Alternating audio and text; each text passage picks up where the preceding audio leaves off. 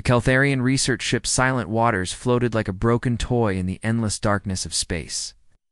Inside the vessel, Captain Limara pressed her delicate fingers against the control panel, watching the warning lights blink red across every screen. Her skin, which normally glowed with a soft blue light like moonlight on water, had turned pale with worry. "Captain, the quantum drives are completely dead," reported her chief engineer, his voice shaking. "The cascade failure burned out everything. Can't move. We can't jump to hyperspace. And our backup systems are failing one by one."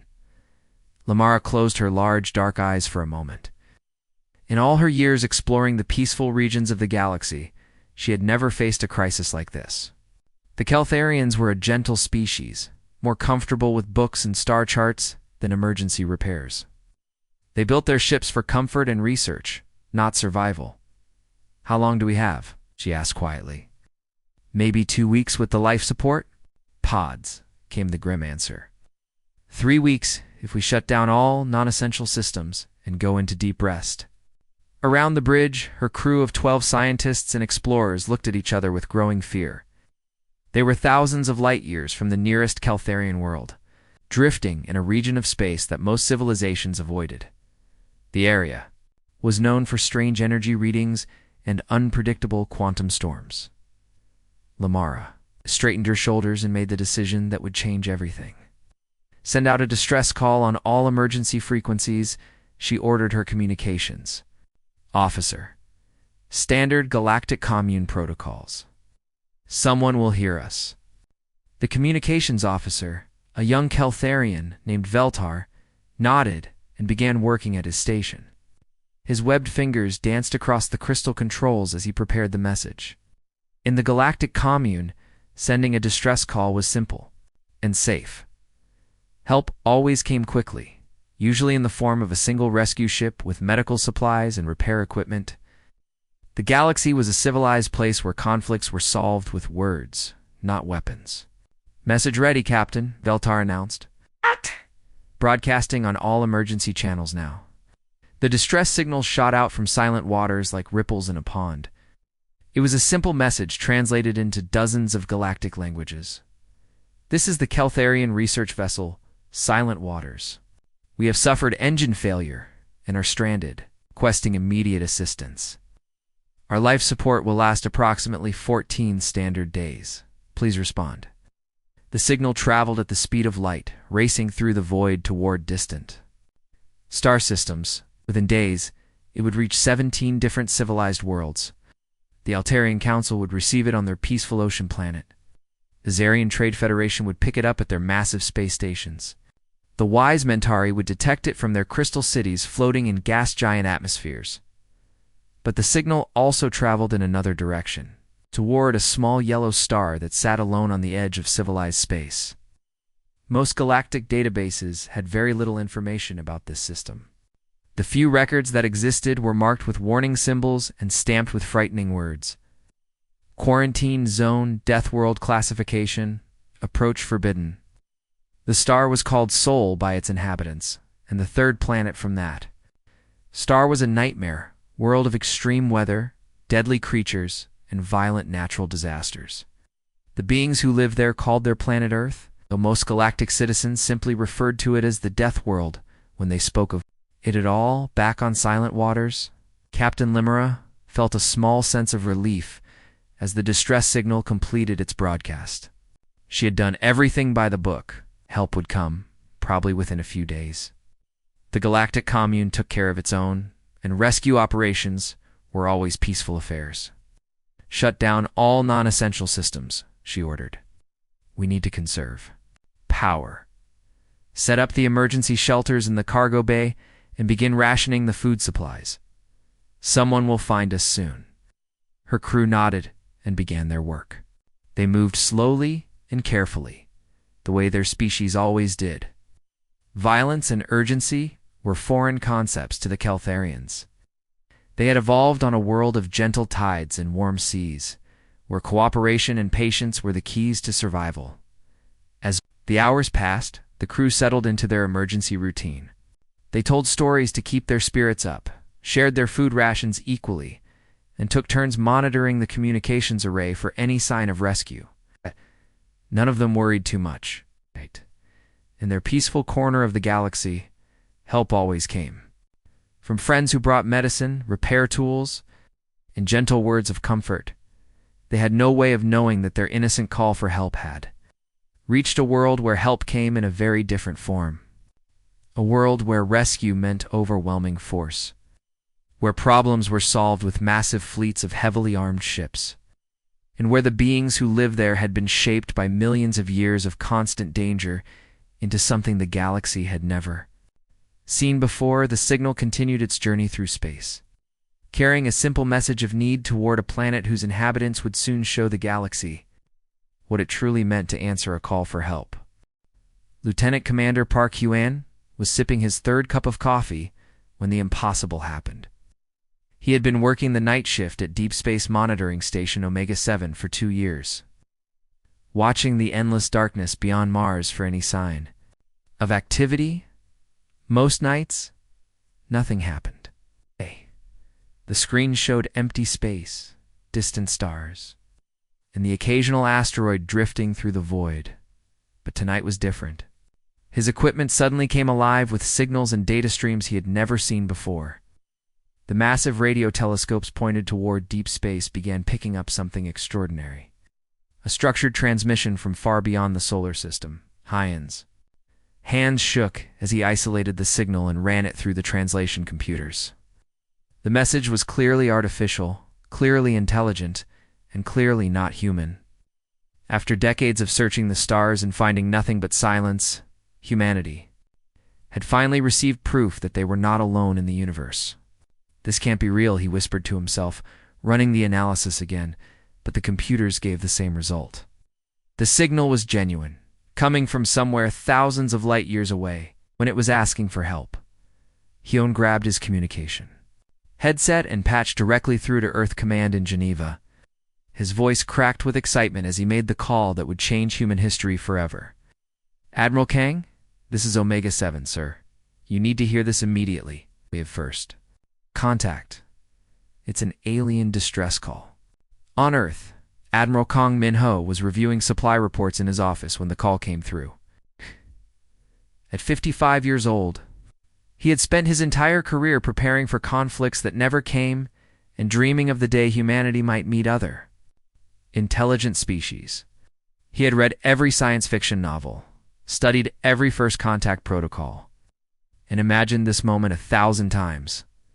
But now that it had actually happened, he felt completely unprepared. Send me everything, Kang ordered, his military training taking over. Within minutes, his screens filled with data from the monitoring station. The translation was rough, but the message was clear. Somewhere in deep space, an alien ship was dying and they needed help. Kang read the message 3 times, his mind racing.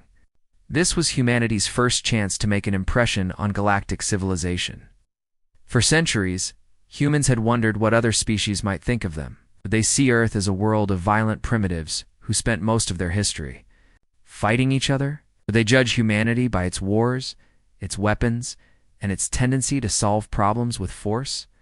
This distress call was a gift, a chance to show the galaxy that humans were more than just warriors. They were also rescuers, healers, and protectors of those in need. Get me the Defense Council, Kang ordered his aide. Emergency session. We're launching a rescue mission. Within an hour.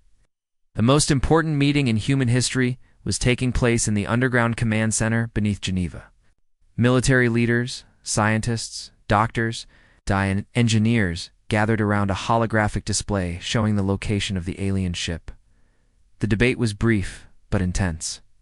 We should send one ship, argued General Kim. Something small and non-threatening. We don't want to scare them. One ship might not be enough, countered Dr. Park, the mission's chief medical officer. We don't know what kind of life support they need, what kind of atmosphere they breathe, or what might be wrong with their ship. We need to be prepared. For anything. Admiral Kang listened to the arguments, but his mind was already made up. Humans had learned hard lessons throughout their history. When someone needed help, you brought everything you had. When lives were at stake, you didn't take chances. You prepared for the worst and hoped for the best. We launch everything, he announced, his voice cutting through the debate. Full humanitarian response. This is our first contact with alien life, and we're going to do it right. The room fell silent. Everyone understood what this meant. Humanity was about to reveal itself to the galaxy, and they would do it by mounting the largest rescue operation in their species' history. Within 6 hours, the impossible was happening. Task Force Rescue assembled in Earth's orbit like a constellation of metal and fire. 8 destroyers bristling with weapons and armor, 4 heavy cruisers designed to punch through enemy lines, 2 medical frigates equipped with the most advanced hospitals humanity had ever built, 3 engineering ships packed with repair equipment, spare parts, and construction materials, and supply vessels carrying enough food, medicine, oxygen, and fuel to sustain a small colony for months. Captain Lee Sora stood on the bridge of the flagship Soul's Pride, watching the massive fleet form up around her. At 38, she was one of the youngest ship captains in the fleet, but she had earned her position through years of dangerous missions in the outer system. She had rescued miners from asteroid belt accidents, evacuated research stations during solar storms, and once spent 3 weeks keeping a damaged colony ship alive while it limped home from Jupiter. But this was different. This wasn't just another rescue mission. This was humanity's introduction to the galaxy. And everyone aboard the 17 ships of Task Force Rescue felt the weight of that responsibility. All ships report ready for hyperspace jump, announced her communications officer. Sora nodded and opened a channel to the entire fleet. This is Soul's Pride. Today we make history. Somewhere out there, people are dying and they're counting on us to save them. We're going to show the galaxy what humans do when someone needs help. All ships, follow my lead. Maximum speed to the distress coordinates. Desperate race to reach the alien ship before it was too late. Every human aboard shared the same hope that their first impression on galactic civilization would be one of compassion, courage, and the unbreakable human drive to help those in need. They had no idea that to the rest of the galaxy, 17 heavily armed warships racing through space would look like something else entirely. Communications Officer Telvis had been staring at the same empty sensor screen for 3 days when everything changed. The young Keltharian was exhausted from monitoring their failing equipment, hoping desperately for any sign of rescue. When the first blip appeared on his display, he thought it might be another system malfunction, but then more signals appeared. And more and more. Captain Telvis called out, his voice barely above a whisper. Something's coming. Captain Lamara glided over to his station, her translucent skin flickering with nervous energy. The crew had been growing weaker each day as their life support systems slowly failed. They had maybe a week left before the ship became their tomb. "Is it rescue?" she asked. Hopefully Telvis worked frantically at his controls, trying to get clearer readings from their damaged sensors. What he saw made his blood run cold. "Captain, I'm reading 17 ships.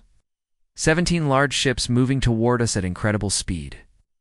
The bridge fell silent except for the soft humming of failing life support systems. In the peaceful history of the Galactic Commune, rescue missions consisted of a single medical ship, maybe 2 if the situation was particularly dangerous. Ships came equipped with healing pods, repair drones, and gentle assistance robots. They arrived slowly, broadcasting messages of comfort and aid. This was something else entirely. 17 ships? Lamara repeated, unable to believe what she was hearing. That's not a rescue fleet. That's an invasion force. Telvis continued, studying his sensors, and the news got worse with each passing moment. "Captain, these aren't medical ships. They're warships. Massive ones. I'm detecting heavy armor plating, weapon systems, and military-grade shields. They're moving faster than anything I've ever seen." Around the bridge, the crew began to panic. Science Officer Marin started hyperventilating, his gills fluttering rapidly. Navigator Holos backed away from his station as if the approaching ships might somehow reach through the sensors to grab him. Captain Lamara forced herself to stay calm, but inside, her crystalline heart core was pulsing with terror. In 3,000 years of Galactic Commune history, nothing like this had ever happened. When civilized species encountered each other, they met with diplomats and trade delegations. They exchanged gifts and knowledge. They didn't send fleets of warships racing through space like predators hunting prey. "This can't be a coincidence," she said, her voice shaking. "We send a distress call, and 17 warships show up? Must have been waiting, watching for someone to become vulnerable." Telvas nodded grimly. "What should we do, Captain?" Limara closed her eyes and made the hardest decision of her life.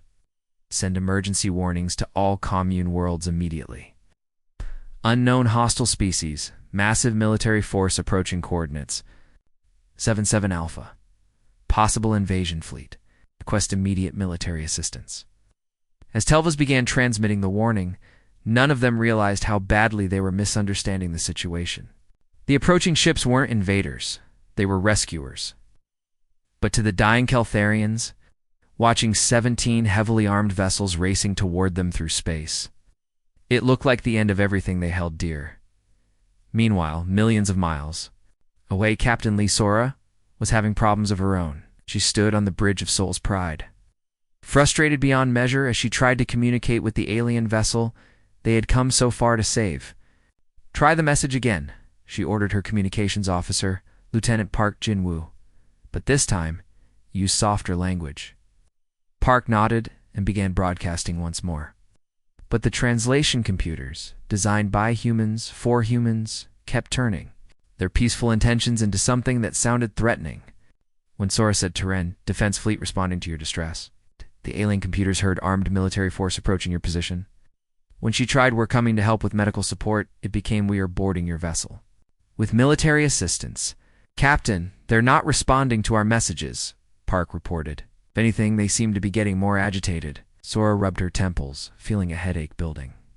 This was supposed to be humanity's great moment, their chance to join galactic civilization as friends and allies. Instead, she was apparently terrifying the very people she had come to save.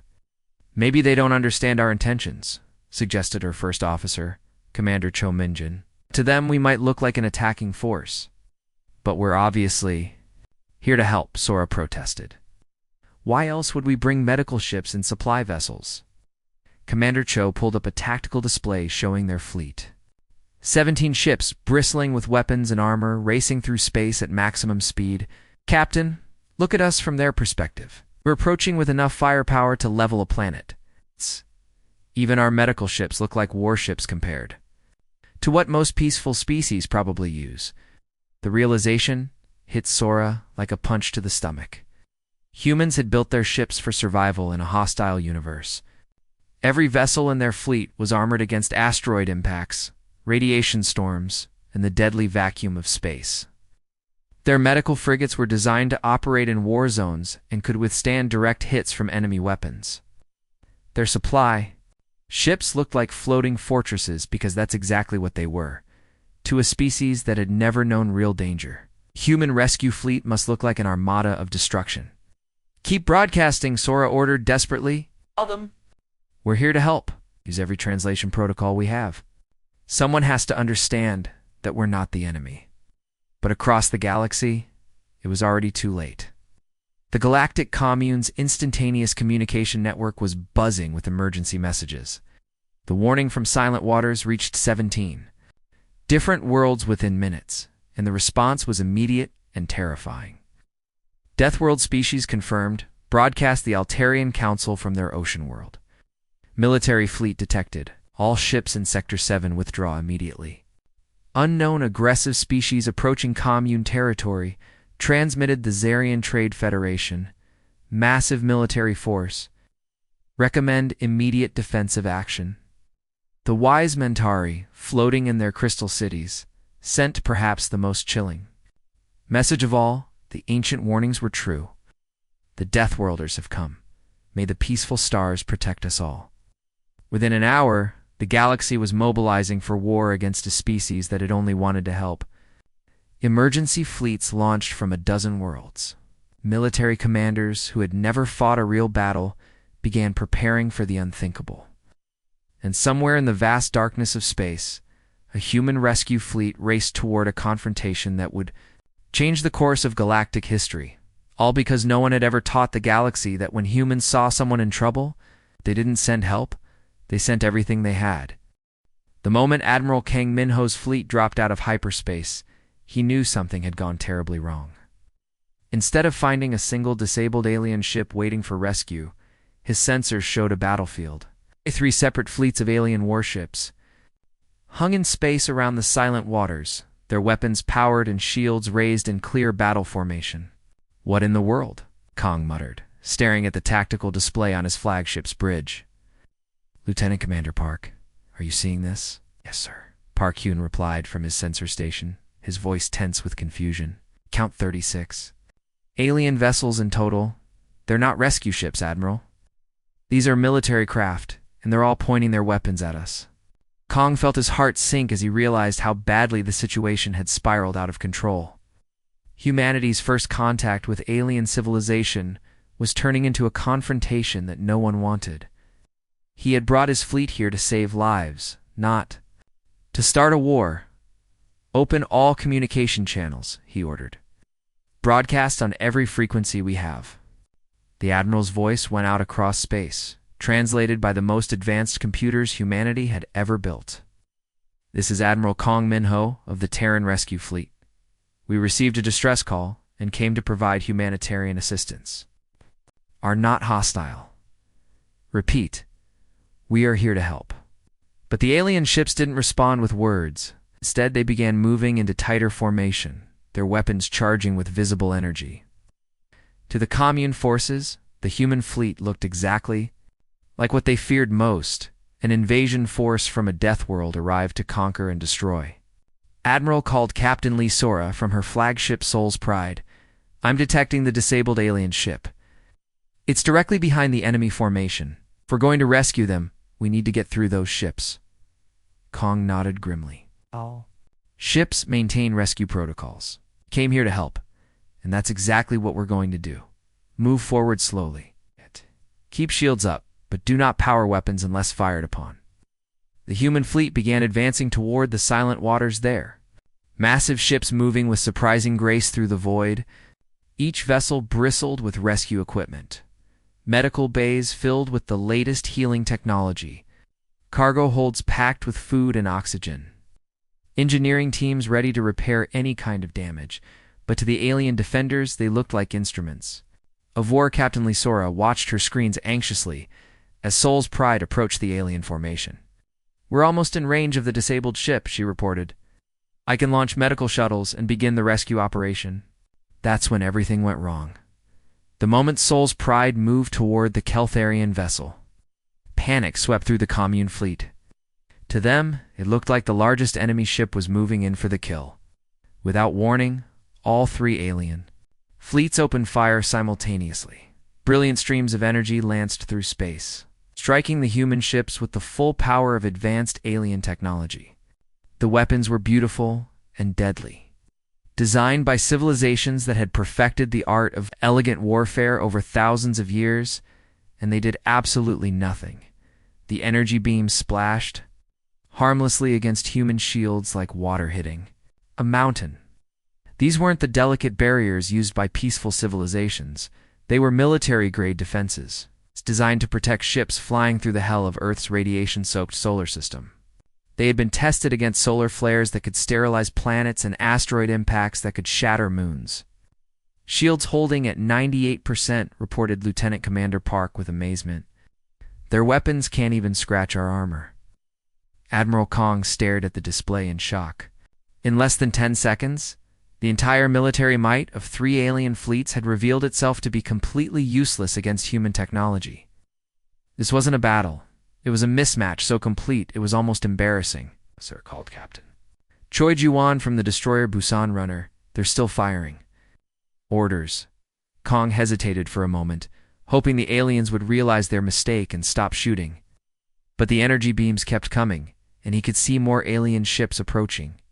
In the distance, if this escalated further, it could turn into a galactic war. "Disable their weapons," he ordered reluctantly. "Minimum force necessary. We're still here to rescue people, not to conquer them." Captain Choi nodded and turned to her weapons officer, Lieutenant Kim Dae-ho. At 26, Kim had grown up in the ruins of Old Seoul after the climate wars, where split-second decisions meant the difference between life and death. He had learned to act fast, and strike precisely, because hesitation in his world meant watching good people die. Target their weapon systems only, Choi ordered. Clean shots. No collateral damage. Kim's fingers moved across his controls with practiced precision. The Busan runner's weapons were not the elegant energy beams preferred by civilized species. They were brutal, efficient tools designed for the simple task of stopping threats as quickly as possible. The human response was swift, precise, and utterly devastating within 3 minutes. 2 entire commune fleets were drifting helplessly through space, their weapons destroyed and their engines dead. The aliens hadn't even had time to understand what was happening before their ships became floating hulks. The Third Fleet, seeing the complete destruction of their allies, turned and fled in absolute terror. But even as the battle ended, the rescue mission continued. While the alien defenders ran for their lives, human medical teams were already launching toward the silent waters. They moved with the same efficiency they had shown in combat. But now their tools were healing devices instead of weapons, Captain. Lamara watched through the failing viewports of her ship as creatures in bulky environmental suits floated toward her vessel. She expected to see monsters, the savage Deathworlders that had just destroyed 2 fleets without breaking a sweat. Instead, she saw something impossible. The humans moved carefully, gently, their bulky suits making them look like mechanical bears. When they reached her ship, they didn't blast through the hull or tear open the airlocks.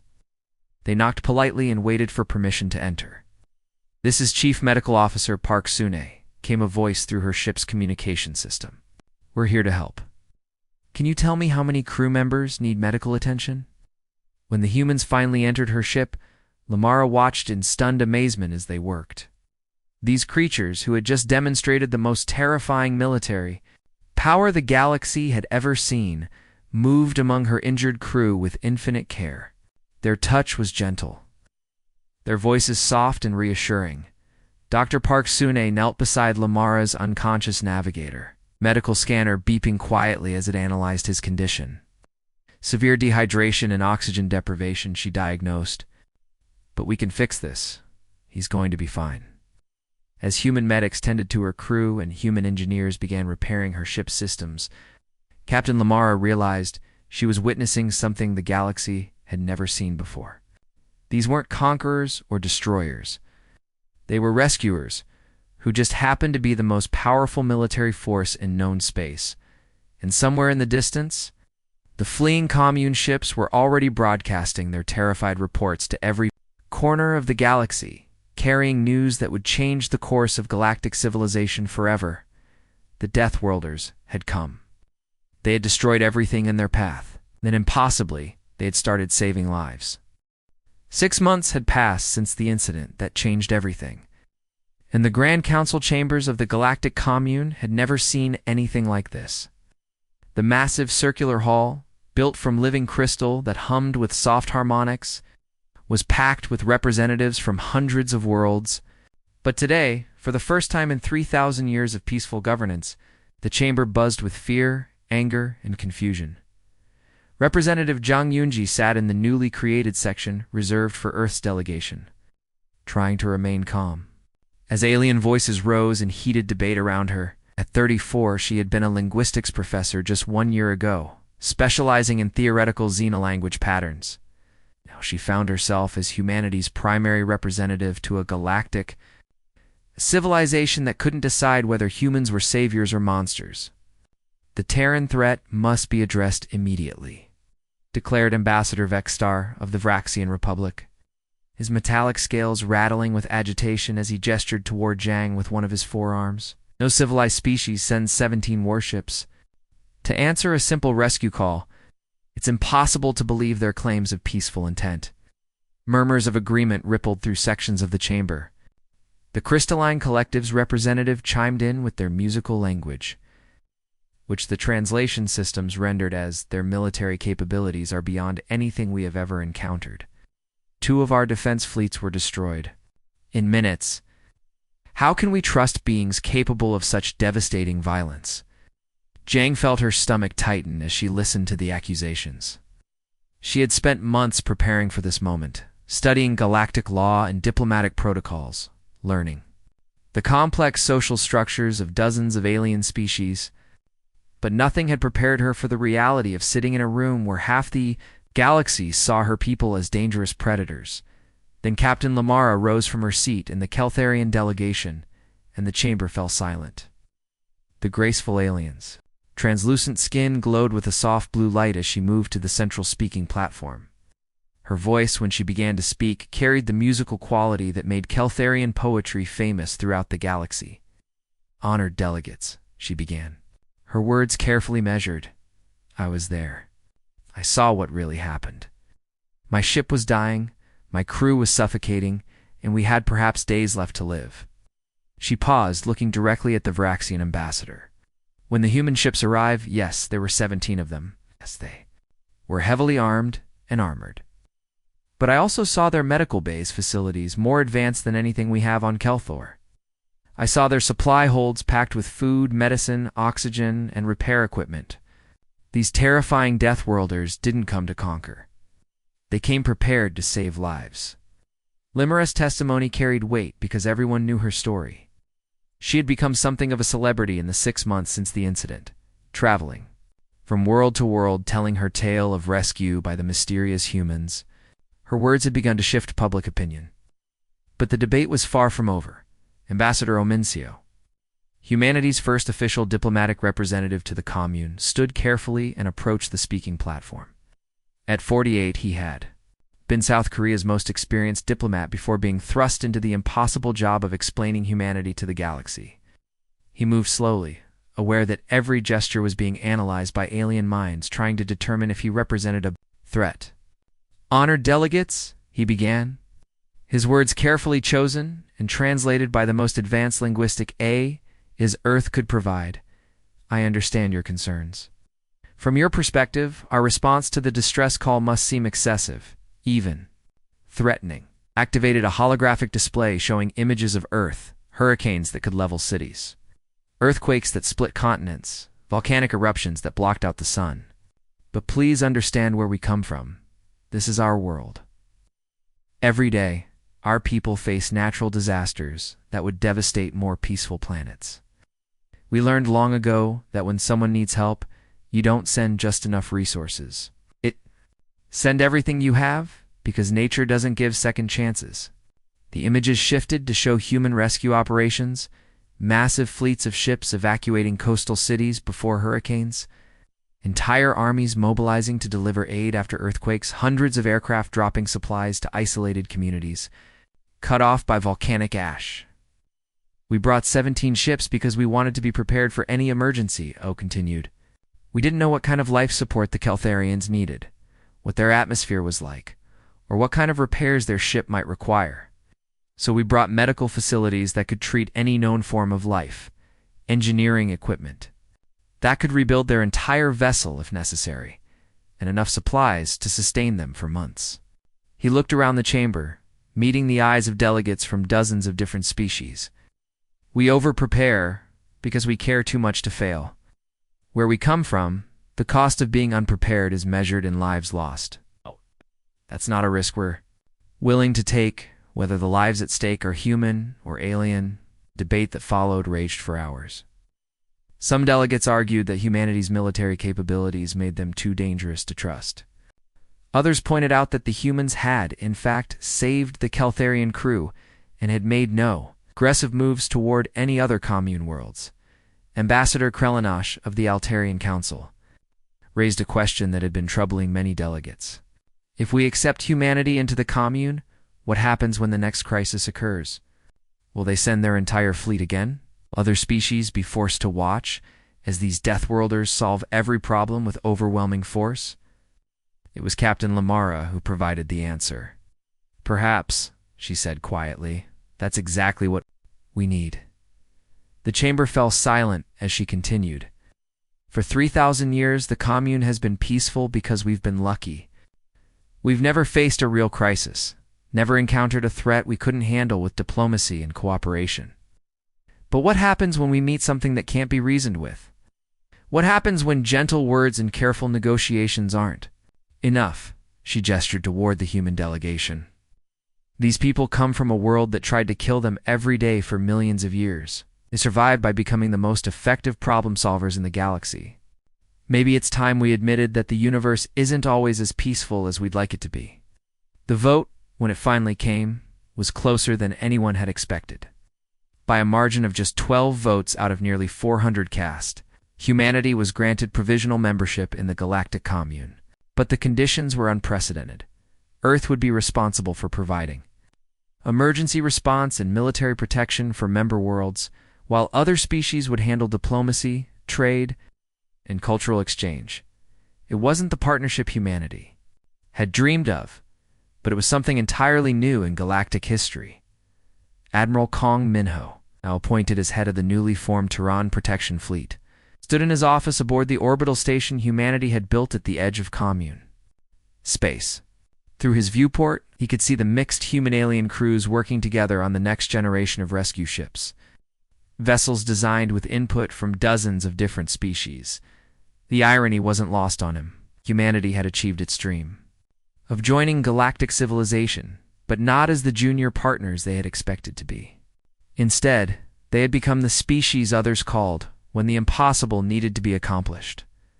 When problems arose that couldn't be solved with gentle words and careful planning, all because they had answered a simple distress call with the overwhelming force their dangerous world had taught them was necessary for survival. In trying to prove they were more than violent primitives, humans had accidentally revealed themselves to be exactly what the galaxy needed: reluctant guardians, who would risk everything to save strangers in the dark.